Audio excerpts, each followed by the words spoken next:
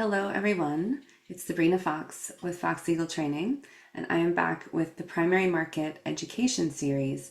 Today I'm going to run through the engineering group deal, which is currently in the market for refinancing of its high yield bonds, which are due in 2026.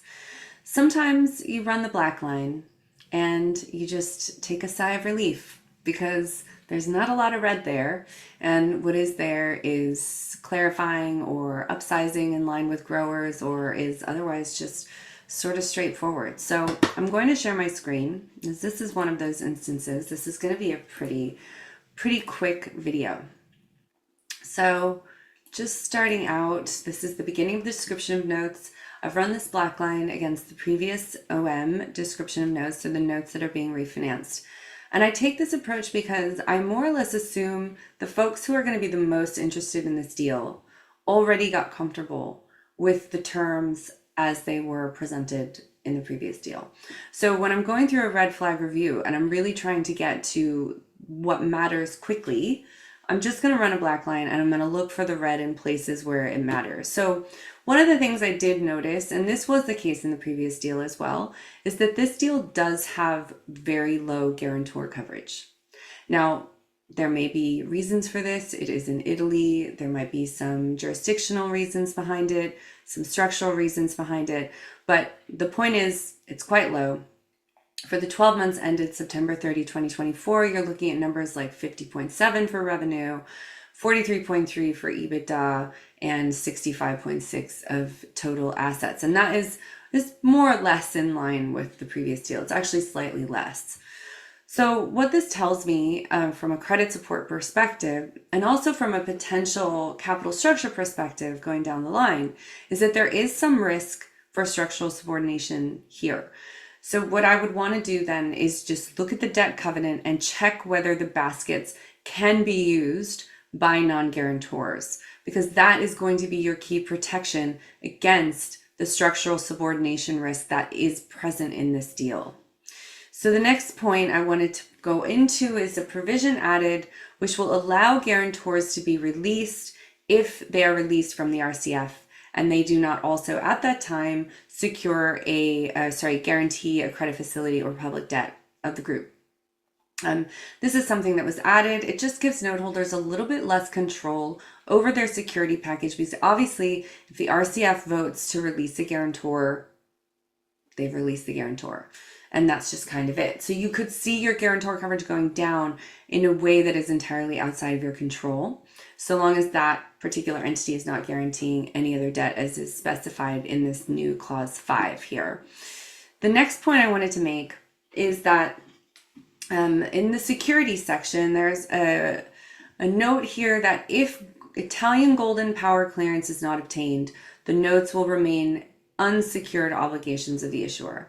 And I would say in general, this is basically soft security in any event. You're looking at share pledges, intercompany loans, material bank accounts. That is what I call soft security. It's structural. It would allow you to take the keys, but you're not going to be able to sell off pieces of it and get your money back. Now, this may not be the kind of borrower that you would do that for anyway. So I'm not raising this as a big red flag, but what is a red flag in my mind is that I don't know how difficult it's going to be for the borrower to get this Italian golden power clearance.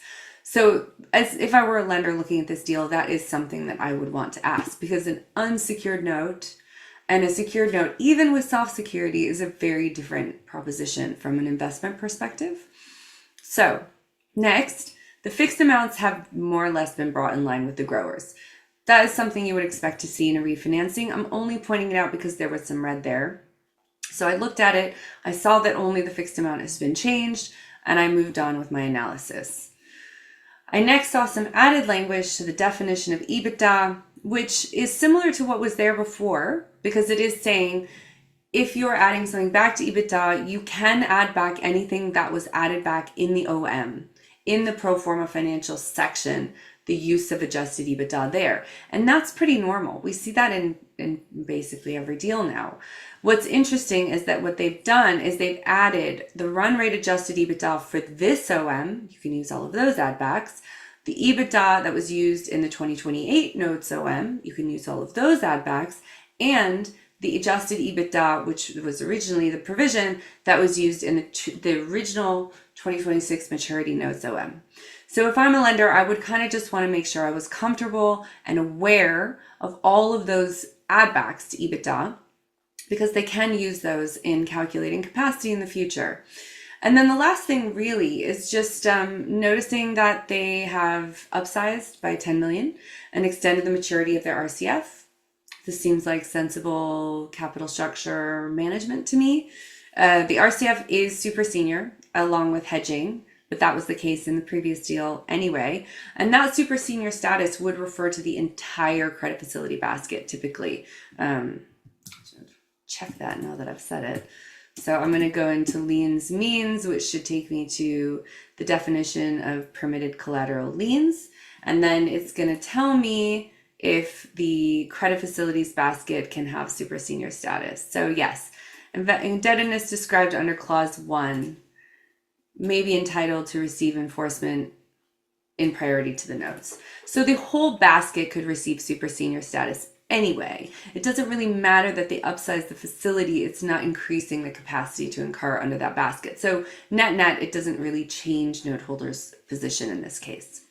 And I promised a short video. I was not kidding. That's pretty much it.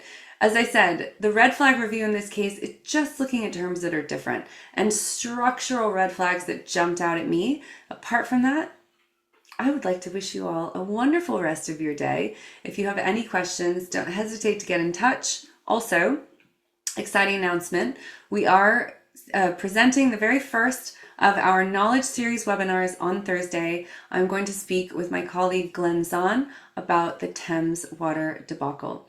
Not to be missed. It's going to be very enlightening, very interesting, and something I think you will find really valuable. So I would love to see you then. Thursday at 4 p.m. You can register on our website, and I look forward to seeing you there. Thanks, everyone. Have a great day.